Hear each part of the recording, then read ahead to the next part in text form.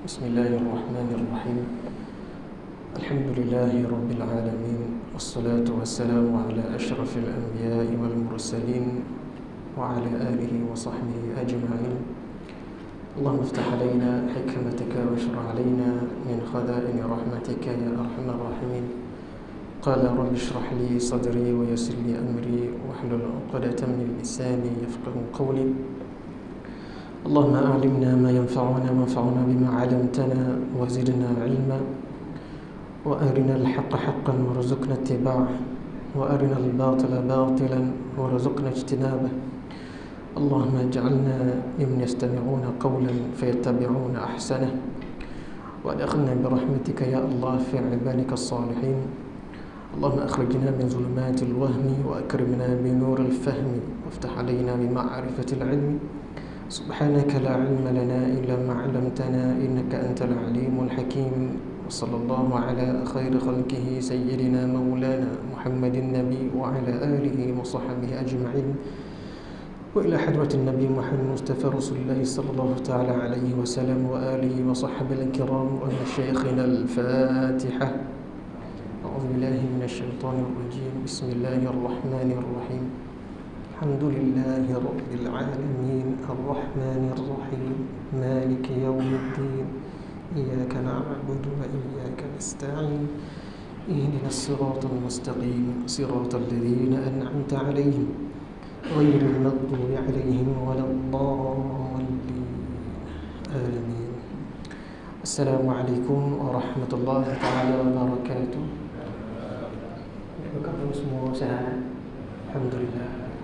Semoga sentiasa dalam rahmat Allah Ta'ala, insyaAllah, mudah-mudahan. Jadi terima kasih pada Tuan Imam JK Masjid dan semua seluruh jemaah yang hadir.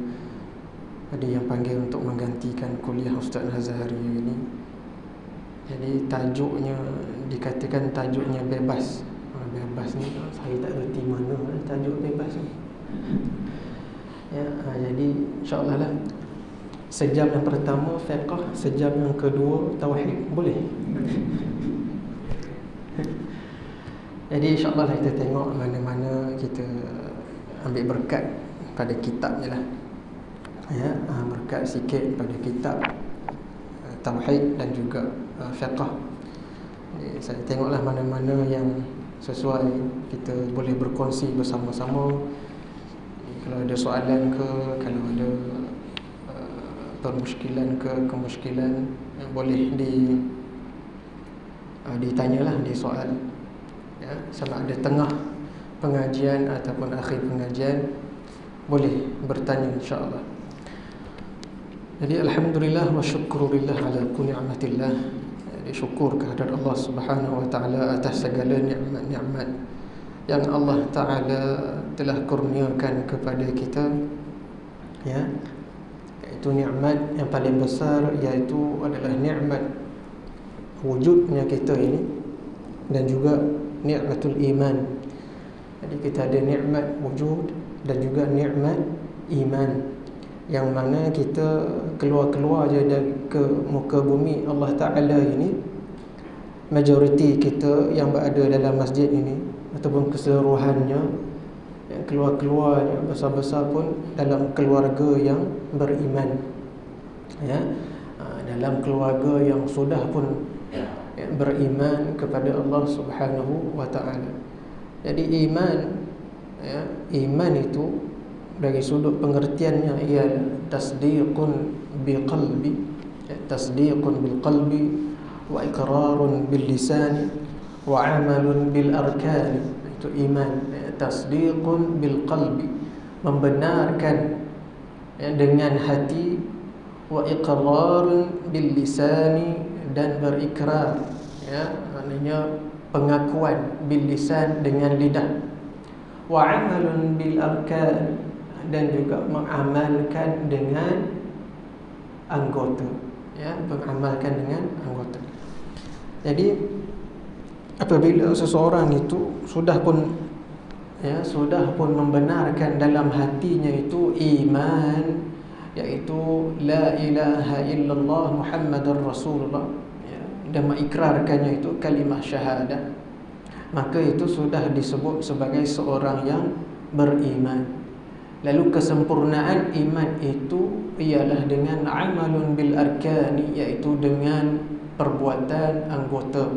Seterusnya diikuti dengan perbuatan anggota untuk menyempurnakan lagi iman.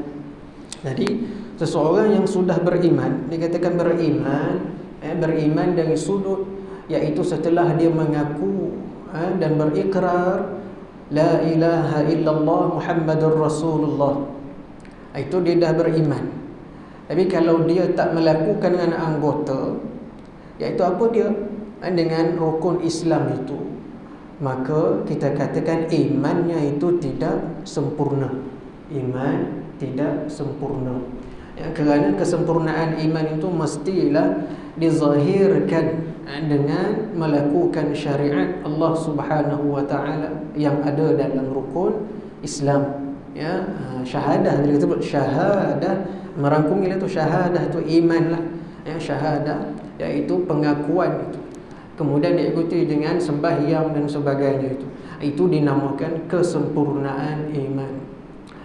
Jadi apabila seseorang itu sudah memegang, apabila kita katakan amantu billah, kita beriman dengan Allah wa rasulihi wa kutubi wa malaikatihi wa kutubihi wa rusulihi wal yaumil akhir wa bil qadari khairi wa syarrih, rukun iman yang 6 itu, bila kita dah masukkan semuanya itu, maka perlulah kita pula melakukan dengan amal, iaitu an tuqimas salata wa an tasuma ramadana. Semua itulah iaitu mendirikan sembahyang, berpuasa dan sebagainya.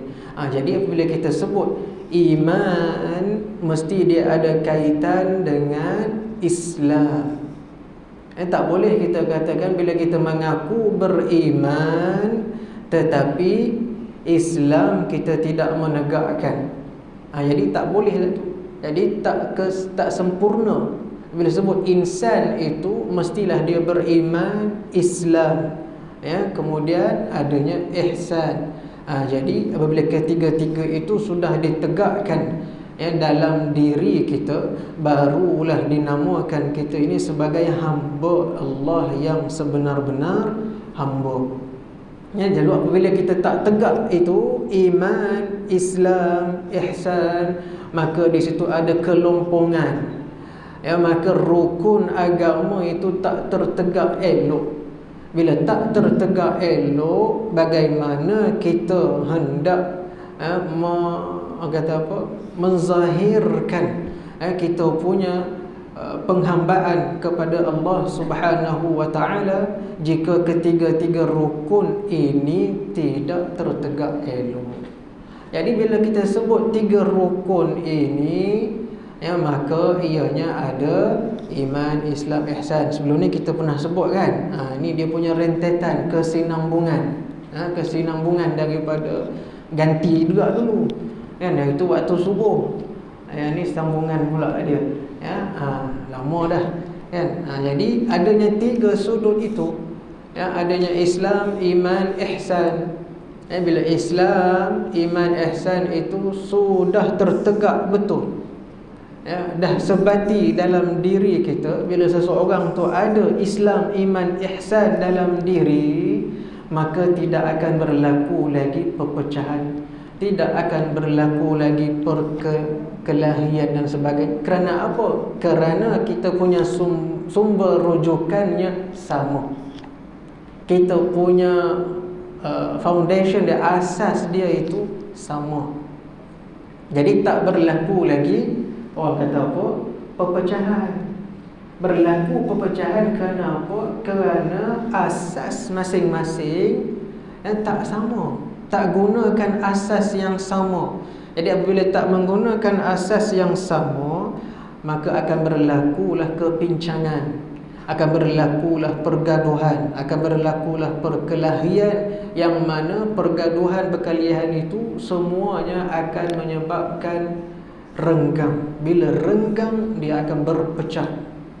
Ya, jadi bila asasnya itu sudah dicampur menjadi asas yang kukuh, maka tidak ada lagi ruang lompong-lompong yang mana asas itu boleh jadi pecah dan roboh dan sebagainya. Jadi asas kita pada hari ini, ya, banyak kita pada hari ini yang berlakunya perpecahan, tak boleh nak bersatu, tak boleh nak bergabung. Kerana apa? Kerana asas inilah yang tak ditegakkan dalam diri kita semua. Sedangkan Allah Ta'ala, ya, memerintahkan Jibril alaihi salam itu suruh pergi berjumpa dengan Nabi SAW, bagi tahu tentang agama Allah Ta'ala. Kan dalam hadis Jibril itu berjumpa, menyamar pula jadi manusia, kan, bertanya pula dekat Nabi, ya, apa itu iman, apa itu Islam, apa itu ihsan. Sampai sahabat pun bingung tengok orang ni putih semacam, ya, bersih, berseri-seri, bercahaya. Nak kata jalan jauh, tak ada nampak debu bagai, ya, jubah putih bersih. Man huwa ya Rasulullah? Jadi siapakah dia ya Rasulullah? Jadi Nabi SAW pun menjawab, fa innahu Jibril atakum yu'allimakum dinakum. Ya, datang kepada kamu untuk mengajarkan kamu tentang agama, tentang asas dalam agama.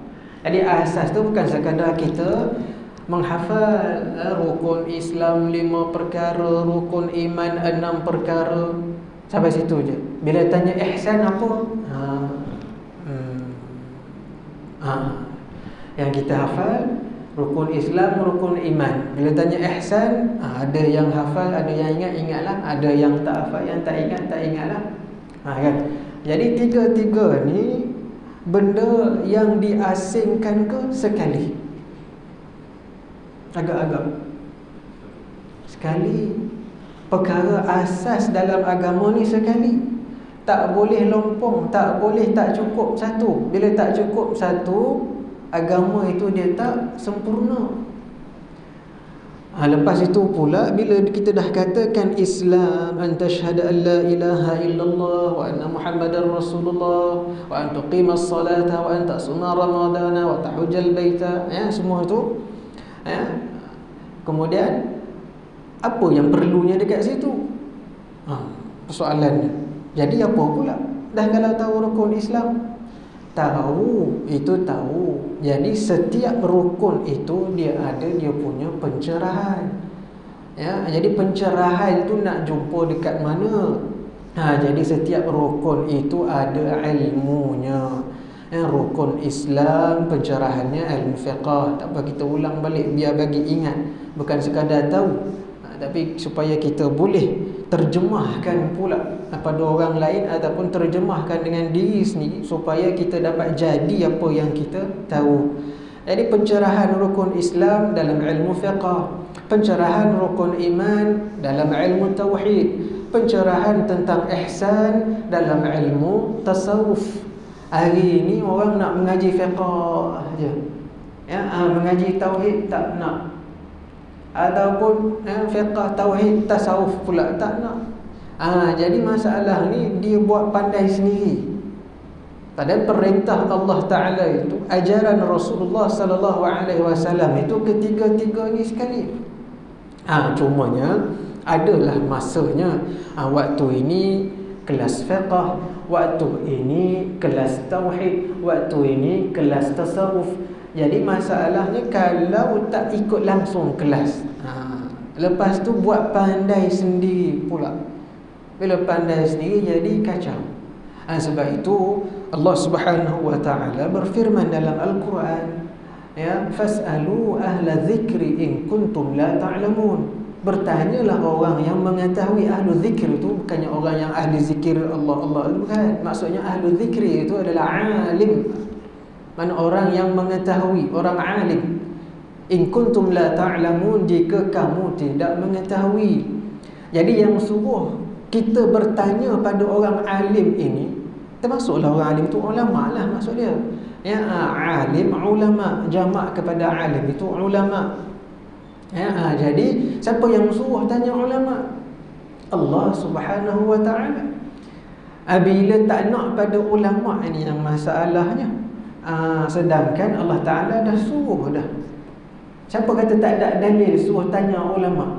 Padahal dalil itu jelas dalam Al-Quranul Karim, firman Allah. Ditambahkan pula suruh Allah Ta'ala suruh kita ikut orang-orang yang Allah Ta'ala beri nikmat atas mereka, jalan yang lurus. Itu jamak juga. Siratal ladzina, alladzina itu.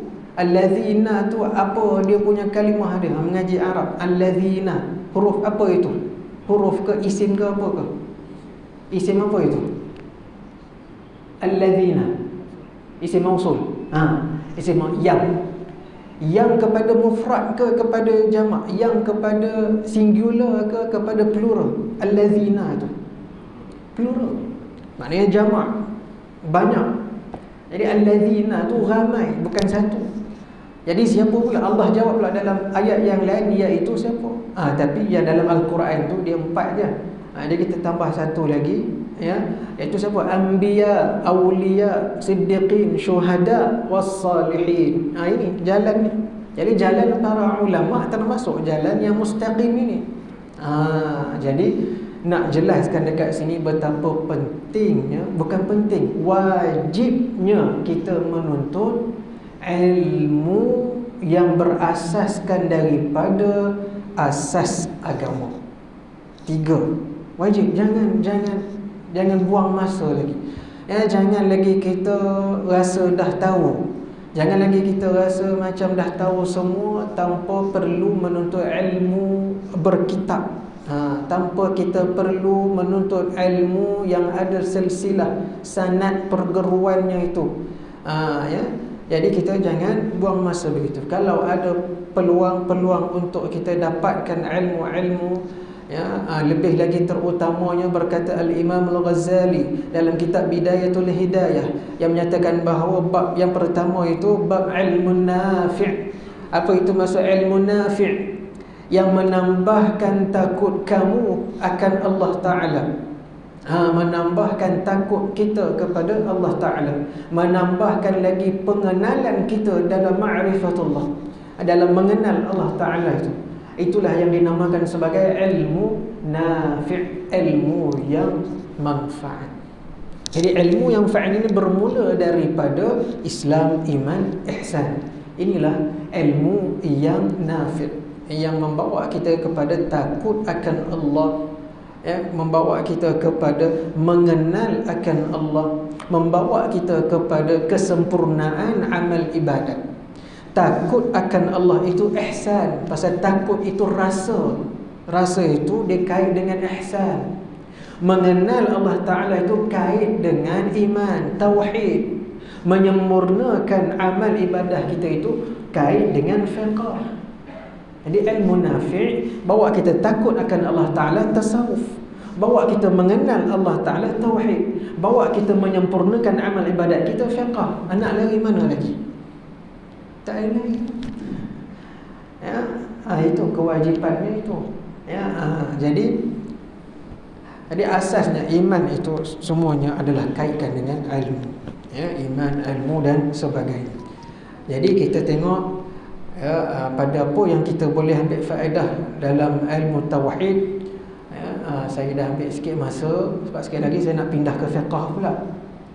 Banyak sikit malam ni tak apa, tapi sikit tapi banyak. Macam tu. Sikit tapi banyak tak apa.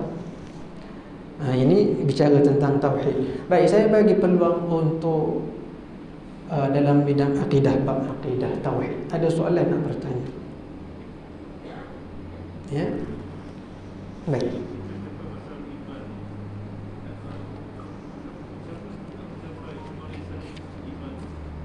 Untuk mencapai kemanisan iman. Baik, mencapai kemanisan iman itu, sebelum mencapai kemanisan iman itu, yang pertamanya mestilah tertegaknya syariat Allah. Bila dah tertegaknya syariat Allah Ta'ala itu, maka di dalam menegakkan syariat Allah Ta'ala, cara kita fikir kita, rasa kita, buat kita itu, maka akan timbul satu perasaan di mana kita hendak menjaga syariat Allah, bukan kena jaga syariat Allah, tapi hendak menjaga syariat Allah. Sebab tu ilmu itu bawa kita kepada tahu dan jadi. Itu ilmu yang sebenar. Apabila ilmu yang tak bawa kepada tahu dan jadi, maka ilmu itu masih lagi belum cukup masak.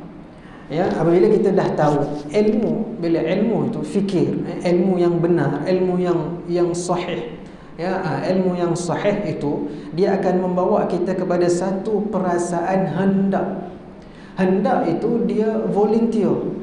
Maksudnya dia adanya kasih. Senang cerita, dia kasih nak buat. Dengan ilmu yang sahih tadi itu, dia akan kasih nak buat. Bila kasih nak buat, tak perlu cerita manis pahit lagi dah. Bila dah kasih, semuanya manis. Dengan ilmu yang sahih, dengan ilmu yang benar. Ya, jadi bila dah kasih itu, sembahyang manis, tak sembahyang, bukan tak sembahyang maksud dia tak menunaikan sembahyang dah. Di luar waktu itu pun rasa manisnya iman itu. Di luar waktu sembahyang boleh berzikir, jadi tak putus itu. Maknanya zikir daim, maknanya zikir ingatan yang berterusan, ingatan yang bersentiasa ingat akan Allah Ta'ala. Bukan semata-mata zikir duduk tarik tasbih Allah Allah Allah la ilaha illallah la ilaha illallah. Waktu itulah majlis zikir, ataupun waktu kita berzikir dengan lidah. Ada waktu kita zikir dengan hati. Ada waktu kalau kita bekerja, membuat sesuatu amalan, di manakah zikir? Hilang pula zikir. Jadi kat situ kita dah jadi macam terpelengong. Macam mana nak berzikir ni? Ya, tengah main bola contohlah. Ya, tengah buat kerja berkebun, tengah kerja dalam office, tengah mengecat, tengah buat rumah, nak berzikir macam mana? Kan, tengah bercakap lagi lah pula nak berzikir macam mana tengah bercakap. Jadi semuanya itu perlu kepada ilmu. Jadi contohnya macam guru saya bagi, bila kita tengah bercakap, sentiasa ingatkan dalam diri ini bahawa yang izinkan aku bercakap ini, yang bagi izin keluar suara ini semuanya adalah Allah. Jadi bila kita ingatkan diri kita itu, itulah zikir. Mana kita mengingatkan pemberian Allah Ta'ala itu, bermaksud itu adalah zikrullah. Bukannya semata zikir itu, bila kita faham sebut zikir, zikir itu tarik tasbih, itu satu sudut. Tapi sudut yang lain, sudut yang lagi luas, iaitu zikir itu kita sentiasa ingat apa sahaja dalam gerak diam kita itu. Sukun harakat, harakat sukun, gerak diam. Jadi kita sentiasa beringat. Kalau Allah Ta'ala tak bagikan aku untuk bekerja, bergerak ini, itulah kita ingat yang Allah Ta'ala yang menggerakkan, yang bagi izin kita gerak. Allah Ta'ala yang bagi izin kita untuk bercakap. Jadi dalam bercakap itu dah ada zikrullah, tapi perlu kepada latihan. Itu perlu pada latihan. Kadang-kadang kita boleh ingat seminit, dan kadang kalau syok sangat bercakap kan habis lupa dah pula. Jadi itulah Imam As-Sanusi sebut, ya, supaya akhir, kalau tengok akhir matan Ummul Barahin itu ada sebut ujungnya itu, ya, iaitu bikathri, banyakkan, ya, bizikriha, dengan menyebutnya, iaitu la ilaha illallah. Banyakkan sebut la ilaha illallah itu bilahmi wa damih, maknanya sehingga menjadi darah daging. Darah daging. Bila jadi darah daging kita, maka zikir itu dah jadi sebati dalam diri. Sampai tahap itu Imam Sanusi kata apa? Maka akan terbukalah rahsia-rahsia ketuhanan. Maknanya kita akan dapat ma'rifatullah, mengenal Allah dengan sebenar-benar kenal, merasai, bukannya lagi mengetahui semata tahu, tapi merasai apa yang kita tahu. Bila dah rasa tu, dia akan jadi automatik. Dia tak perlu nak paksa-paksa lagi dah, dia akan jadi terus. Gitu. Tapi perlu pada ilmu dan zikir. Al-ilmu wa zikru kal janahan lit-tayr. Ilmu dan zikir ibarat sepasang sayap bagi seekor burung. Ya, boleh, insya-Allah. Ada soalan lain?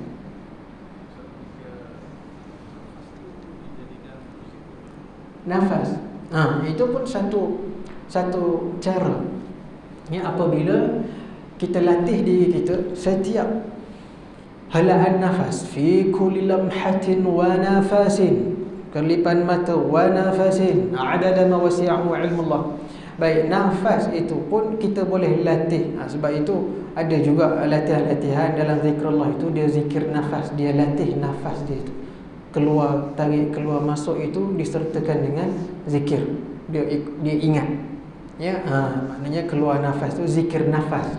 Zikir nafas, maksudnya zikir nafas tu benda yang pelik, tidak, tapi kita ingat keluar naiknya, keluar masuk oksigen itu, tarik keluar nafas itu adalah pemberian Allah. Jadi dalam itu, dalam kita bernafas pun adanya zikrullah. Ya, baik. Boleh ya? InsyaAllah. Ada kemusykilan ni? Maksudnya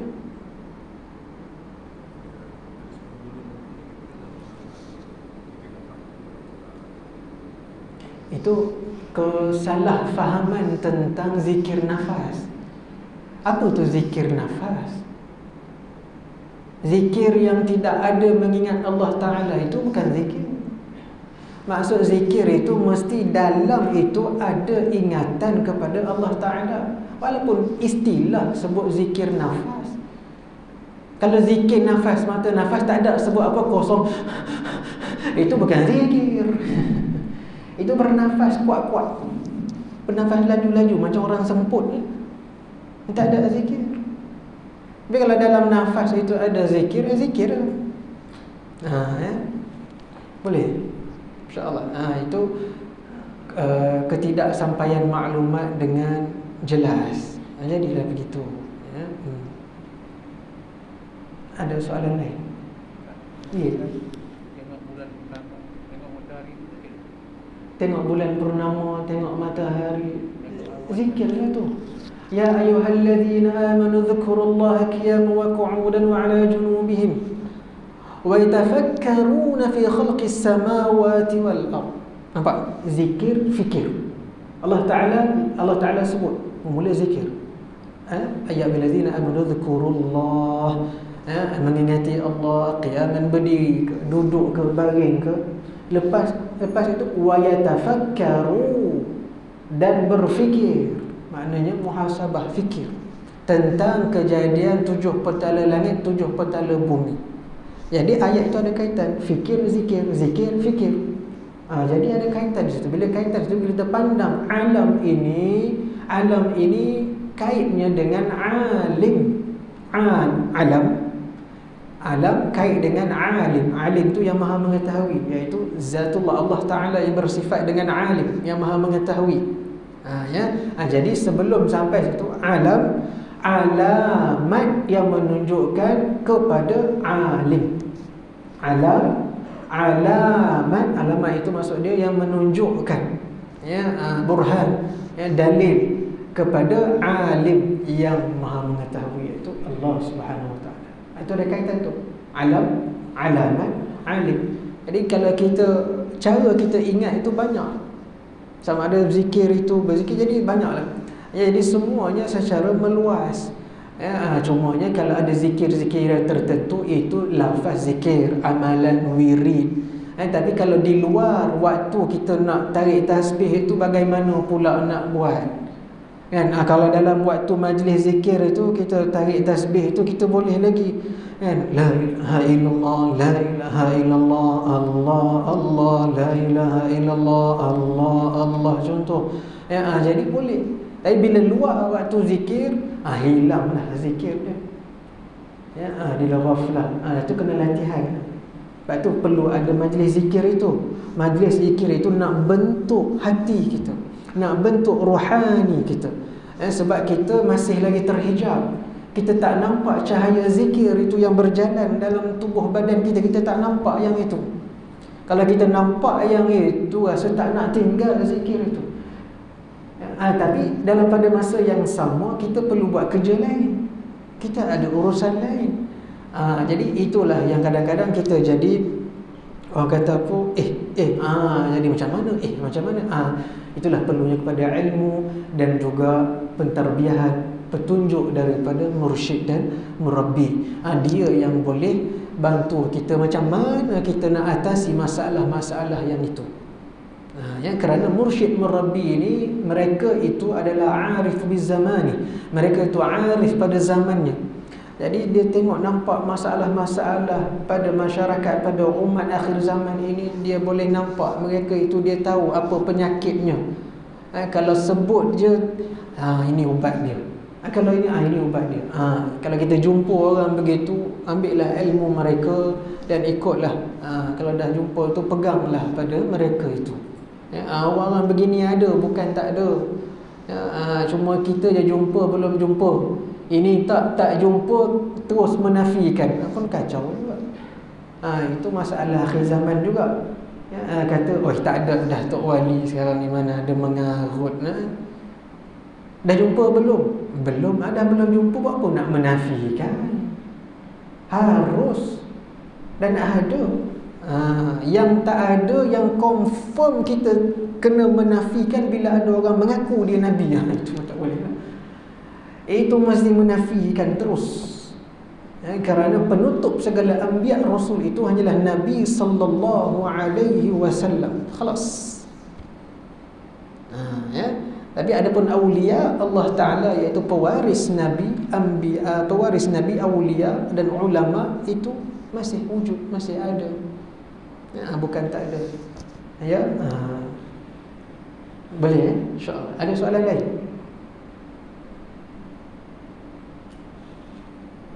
Dalam masalah tauhid, dalam masalah akidah,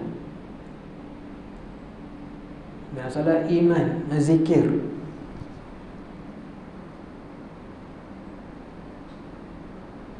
Masya-Allah, depan-depan saya ni semuanya alim ulama. Tak ada gurau. Teringat kat Syria dulu aja.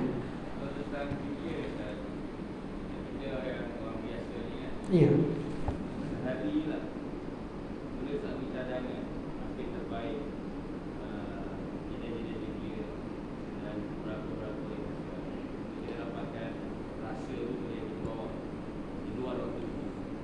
Di luar waktu zikir itu bebas nak berzikir apa-apa yang boleh. Yang paling mudah kita zikir la ilaha illallah, kalimah thayyibah itu yang paling mudah kita buat. La ilaha illallah, tak ada siapa yang boleh menafikan itu, kalimah thayyibah. Itu zikir paling asas. Sama ada kita nak latih dalam hati, tengah bawa kereta, la ilaha illallah, la ilaha, dalam hati pun kita boleh amalkan. Itu tak ada mengapa, boleh diamalkan. Ada pun zikir-zikir lafaz-lafaz yang lain itu masing-masing ada guru. Yang kalau ada gurunya, eloklah pada tanya guru, ada berwirid-wirid, ataupun orang awam, zikir-zikir selain daripada lepas sembahyang dan sebagainya. Carilah guru-guru yang ada zikir-zikir khusus. Ada guru itu dia ada sanadnya, sanad-sanadnya itu, maka kita boleh ambil tabarruk dengan zikir mereka, kerana mereka itu beramal dengan amalan gurunya dan seterusnya kepada Nabi sallallahu alaihi wasallam. Adapun kalau nak baca-baca sendiri, baca selawat ke apa ke, itu pun bolehlah. Cuma adalah beberapa perkara yang perlu dilihat lebih teliti, supaya kerana kadang-kadang amalan itu dia punya kesan. Amalan al-wirid dia ada warid dia. Jadi setiap wirid itu dia ada warid. Warid itu apa? Kesan daripada amalan yang kita amalkan. Yang kesan dia itu, kalau kadang-kadang kita tak tahu amalan itu adalah amalan apa, takut nanti, bukan gila isim, bukan. Takut nanti kita jadi panas baran ke apa ke. Sebab memang ada amalan-amalan untuk diorang pakai untuk pergi berperang, hanyalah pakai untuk pergi berperang contoh. Jadi ada amalan-amalan, bukan amalan lain daripada Quran, amalan-amalan. Jadi amalan yang disusun daripada Quran ke hadis ke, ataupun amalan daripada guru disusun khas untuk baca itu, untuk menambahkan keberanian dalam waktu nak berperang jihad contoh. Takut nanti kalau kita amal ayat-ayat yang begitu, takut nanti kita jadi panas baran. Jadi panas baran ni, orang sentuh sikit dia dah melenting lah. Kena pula memang sifat diri tu dah ada panas baran, lagi teruk. Yang panas baran ni dia penyakit. Bukan salah amalan itu, amalan tak salah. Kadang ada amalan khusus yang disusun. Contoh macam kalau nak pergi berperang 40 hari sebelum berperang itu dia dah mengamalkan sekian. Contoh. Itu ada amalan-amalan yang ulama-ulama susunlah. Yang paling mudah, yang paling simple, amalkan la ilaha illallah tutup zikir. Kemudian perbanyakkanlah salawat. Itu zikir mesti ditutup dengan salawat. Kalau zikir tak ditutup dengan salawat, nanti kita akan jadi orang kata apa, taklah salah pun, tapi adabnya dihimpunkan kedua kalimah itu, kalimah thayyibah dan juga salawat mesti nak kena ada. Itu adabnya. Juga doa nak kena ada selawat. Azan pun ada Muhammadur Rasulullah. Dan begitulah mesti dihimpunkan. Baik. Ada soalan lain?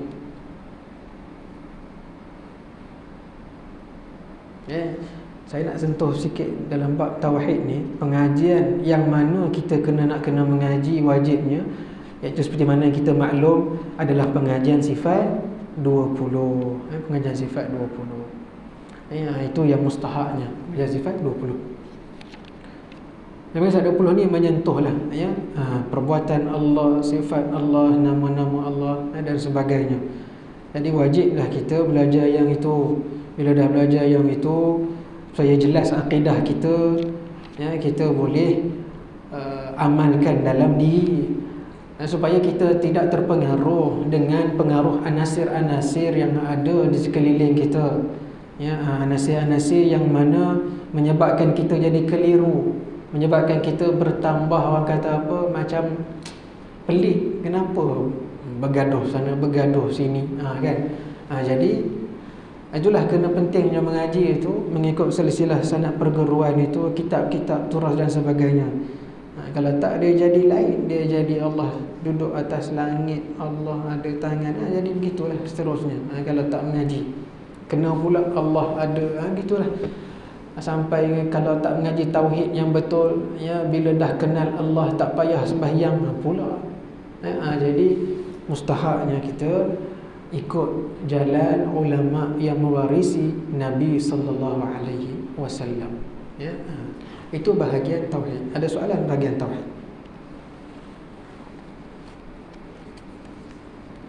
Sebelum saya buka kepada fiqh.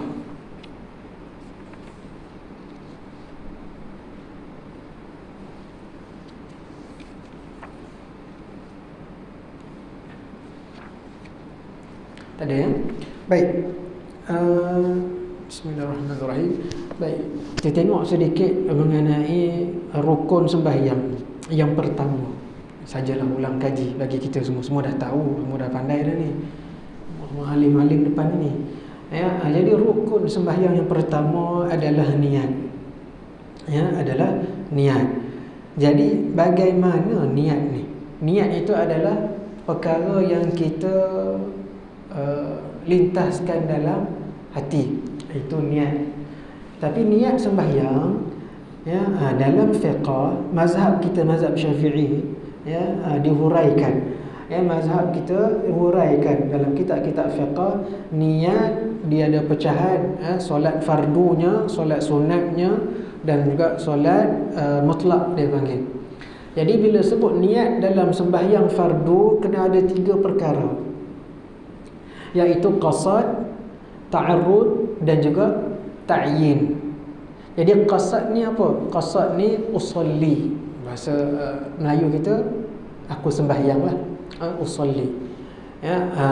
Ta'arrud ni apa? Kena sebut fardu. Kemudian ta'yin ni waktu. Jadi usolli fardal maghrib. Yang ini yang kita kena hadirkan dalam hati. Masa bila nak kena hadirkan dalam hati ni? Waktu bila? Masa takbiratul ihram. Masa takbiratul ihram tu bila pula? Masa takbiratul ihram tu bila pula?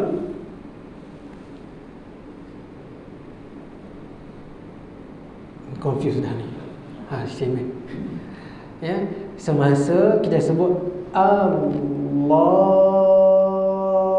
sebelum hu. Sebelum hu. Bila sebut Allah sebelum hu tu, kita dah hadirkan ketiga-tiga ni. Guna bahasa Arab lagi senang. Jangan guna bahasa Melayu. Guna bahasa Melayu nanti takbir kita jadi 10 harakat. Sebab apa? Dia nak masuk, sahaja aku sembahyang fardu maghrib, sahaja aku sembahyang fardu maghrib 5 dah. Yang wajib ni 3 je. Usolli fardal maghrib. Pakai bahasa Arab lagi senang sikit. Bila sebut Allah, sebut Allah usolli fardal maghrib, Hu akbar. Ya, lillahi ta'ala ke rakaat ke, itu sunat sahaja. Ya, sunat. Yang wajibnya 3 ni. Ya, yang itu yang kadang-kadang kacau Pak Haji, Mak Haji yang kat takbir lama tu. Kan? Lepas apa nak masukkan niat, tak masuk-masuk Ustaz. Tak masuk macam mana? Dia tanya pula macam mana niat tu. Itulah sahaja aku sembahyang fardu zuhur 4 rakaat tunai kerana Allah Ta'ala, memang tak masuk macam tu. Ya, itu tak wajib. Yang wajibnya 3. Tu Ustaz kata, Ustaz tu kata, ulama kata kena mengajilah. Ya, baru mudah amal kita tu, sempurna amal kita tu. Ya, jadi Allah sholli fardha waktu. Maknanya waktu apa? Itu sahaja sebelum hu. Itu dia panggil muqaranah urfiyah. Dia Al-Imam Al-Ghazali mengatakan bahawa muqaranah urfiyah ni yang boleh kita amalkan secara mudah. Ya, dia ada 3 tingkatan muqaranah, 3 ke 4 muqaranah.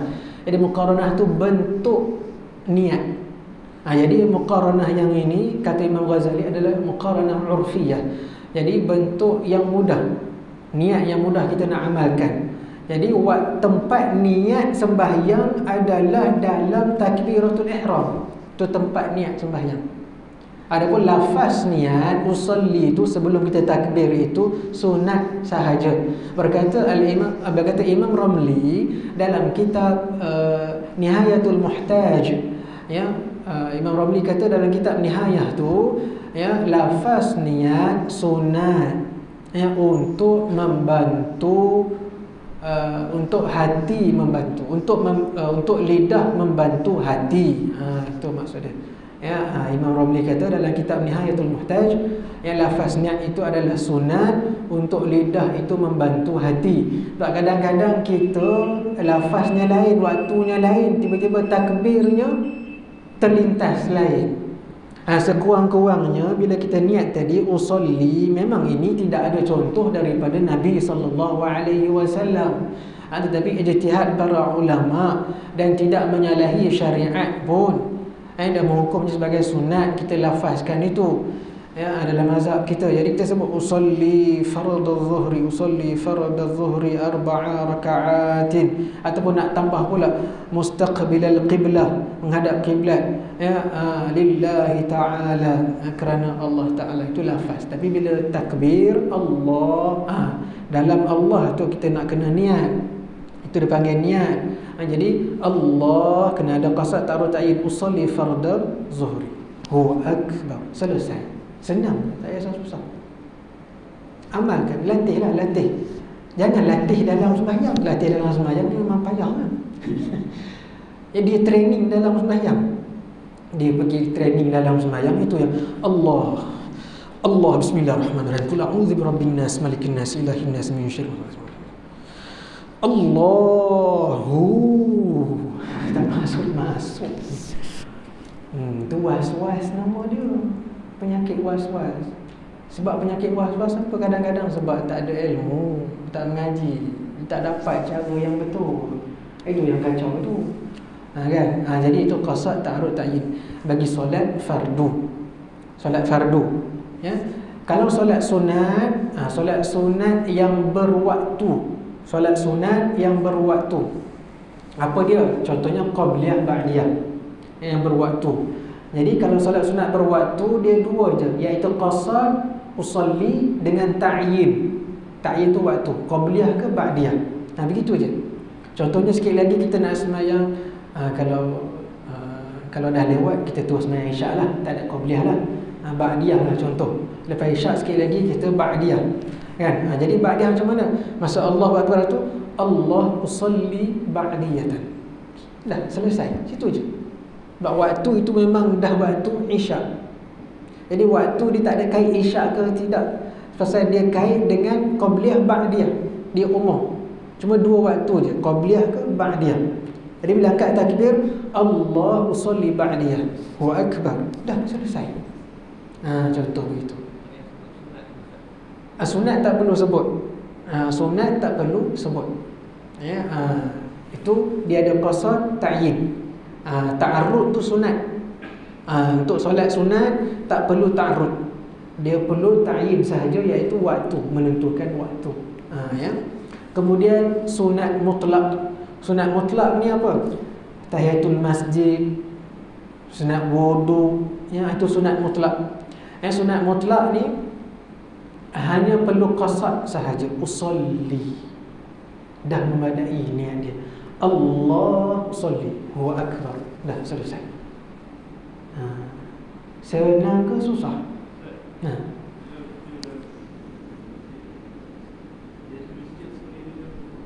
Ya.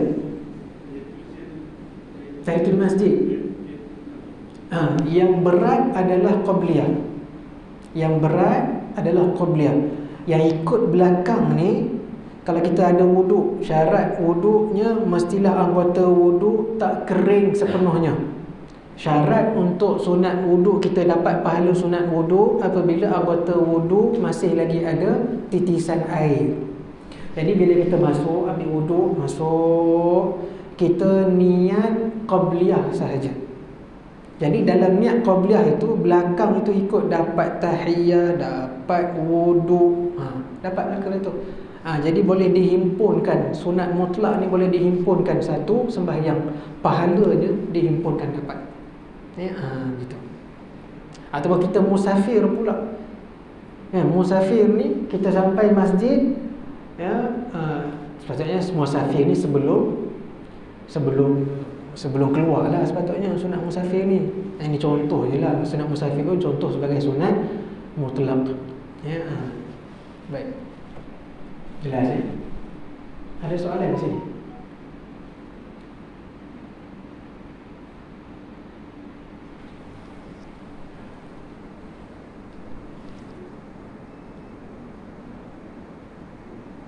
Biasa kalau bab fiqh ni banyak soalan.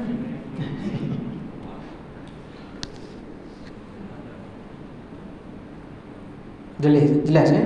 Jadi itu dia niat, niat sembahyang. Apa dia tadi? Ya.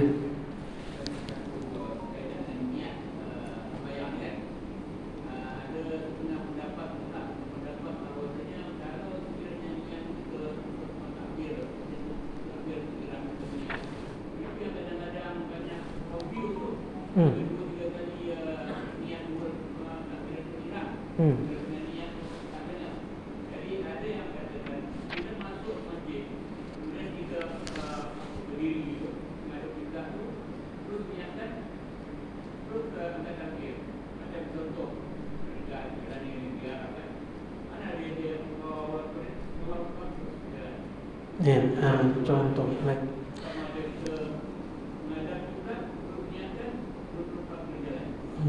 Jadi untuk sembahyang fardu,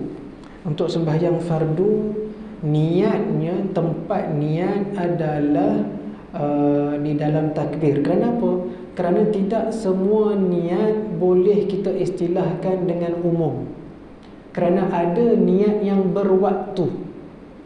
Dan salah satu niat yang berwaktu ialah sembahyang fardu, kitaban mawqutan, iaitu waktu yang telah ditetapkan. Jadi niatnya berwaktu dan bertempat. Maka niat sembahyang fardu, tempatnya adalah semasa takbiratul ihram. Dalam mazhab kita lah. Kalau mazhab lain itu saya tak pastilah. Tapi dalam mazhab kita, mazhab Syafi'i, niatnya itu adalah ketika takbiratul ihram. Sama juga niat ni banyak niat yang memang bertempat dan dia ada kena tempat dia. Contohnya macam kita ambil wuduk. Sah tak niat wuduk kalau kita niat semasa kita basuh kata apa, berkumur-kumur? Sah tak niat wuduk? Tak sah. Dekat mana tempat niat wuduk? Ketika nak membasuh muka dan tangan kita sampai kepada sebahagian muka. Nampak tak? Situ tempat niat. Kalau wuduk, kalau sembahyang, tempat niatnya masa takbiratul ihram. Jadi tak semua niat kita boleh umumkan macam tu. Ataupun kita niat lagi 3 bulan ni nak masuk Ramadan, saya niat berpuasa Ramadan pada tahun depan kerana Allah Ta'ala. Niat hari ni sah pun tak sah juga. Ya, itu pada waktu dan ada pada tempat. Jadi niat ada kena pada waktunya dan ada kena pada tempatnya. Ya, itu nak kena jelas tu. Kalau kita niat wuduk masa berkumur, memang tak sah lah wuduk. Lepas tu terputus. Kita niat waktu berkumur, lepas tu terputus niat tu. Kita fikir lain pula, atau kita lintas basuh muka kosong tanpa niat pula. Maka wuduk macam tu tak sah. Tapi kalau waktu dia berkumur itu, dia dah niat ambil wuduk dan berterusan niat tu terus sampai dia basuh muka, itu dikira sah. Sah wuduk dia, tapi pahala sunat berkumur dia tak dapat. Sebab dia dah sekalikan terus perbuatan tu. Itu adalah ada sebut adalah kitab-kitab fiqh mazhab kita. Boleh tuan Haji ya? Jelas ya? InsyaAllah. Ada soalan lain?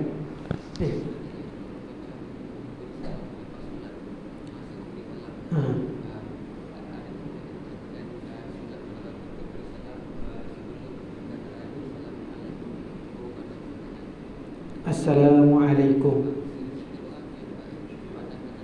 Bagi salam. Assalamualaikum warahmatullahi. Itu perkara yang sunat.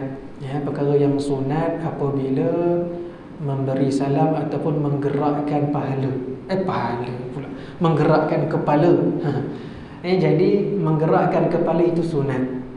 Yang rukunnya lafaz memberi salam. Itu yang contoh orang tu dia tak ke kanan pun. Assalamualaikum warahmatullahi. Assalamualaikum warahmatullahi. Sah tak sembahyang dia? Sah. Ya, cumanya tidak mengikut sunnah yang sepatutnya. Jadi sunnah sepatutnya itu menggerakkan kepala kita ke kanan. Dan yang mana paling afdalnya ialah apabila kita selesai sebut Assalamualaikum warahmatullahi. Itu yang paling afdalnya. Jadi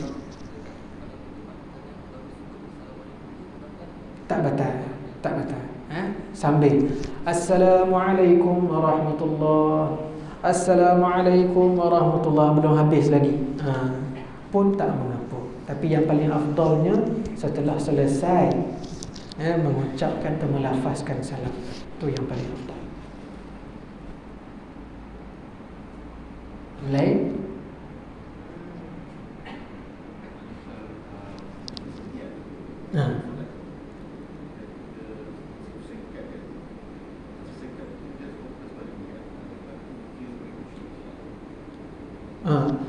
Jadi sebenarnya baik. Ada sebut dalam kitab, kalau saya tak silap dalam Mughniyatul Musalli ataupun kitab fiqh-fiqh yang besar sikit, dia ada sebut harakat yang dibenarkan pada kalimah lafaz Allah sampai 16 panjangnya. Boleh dipanjangkan lafaz itu. Allahu Akbar. Boleh. Dilafazkan memanjang. Cumanya yang afdalnya adalah sekadarnya sahaja. 2 ataupun lebih sikit harakatnya. Jadi soalannya apabila kita fokus pada niat tadi itu, Allahu Akbar, adakah itu dikirakan khusyuk? Khusyuk itu apabila kita tak ingat selain daripada Allah Ta'ala, itu dinamakan khusyuk. Dan apabila kita fokus pada niat, tumpuan itu, tumpuan pada niat itu dinamakan tumpuan dan juga dinamakan sebagai khusyuk. Kerana apa? Kerana kita tengah menumpukan pada ibadah. Bila pada ibadah, sudah semestinya ibadah itu adalah kerana Allah Ta'ala. Jadi ada khusyuk di situ. Tapi khusyuk kita selepas habis takbiratul ihram hilang. Dan khusyuk dia masa takbir je, Allah, dia fokus betul, tak ingat dah Allah, kalimah Allah tu betul-betul dia lafazkan dan dia faham nak masukkan pula niat ni Allahu Akbar. Ingat dah lepas ni nak makan apa pula. Ya, lepas ni nak makan itu, nak makan ini. Jadi fokus khusyuk dia itu tak berkekalan panjang. Yang kita nak berkekalan panjang khusyuk. Ada dah, bukan tak ada, dah ada dah sikit. Cumanya tak berkekalan panjang. Baik. Boleh dikatakan khusyuk di situ, tapi sebentar sahaja, sedikit. Ada soalan lain? Boleh berhenti saya kat sini. Berhenti sini kat sini dulu lah, insya-Allah. Ya, jadi Allah Subhanahu wa taala a'lam. Kalau ada apa-apa nanti insya-Allah kita kongsi kemudian hari. Kalau ada salah silap minta tolong betulkan. Bismillahirrahmanirrahim. Alhamdulillahirabbil alamin wassalatu wassalamu ala asyrafil anbiya'i wal mursalin wa ala alihi wa sahbihi ajma'in. اللهم افتح علينا فتوح العارفين وحفظ المرسلين. سبحان الله العظيم سبحان الله بحمده نستغفرك ونتوب إليك وصلى الله على خير خلقه سيدنا مولانا محمد النبي وعلى آله وصحبه أجمعين. الفاتحة.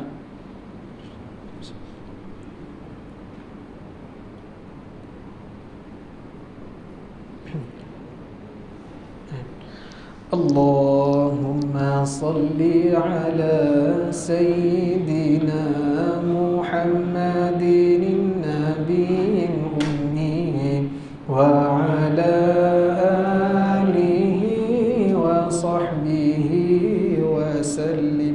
اللهم صل على سيدنا محمد النبي الأمي وعلى آله وصحبه وسلم. صل وسلم يا رب على حبيبك محمد وعلى جميع الأنبياء والمرسلين وعلى آل كل وصحب كل أجمعين. آمين آمين آمين والحمد لله رب العالمين. Baik, terima kasih semua. Assalamualaikum warahmatullahi taala wabarakatuh.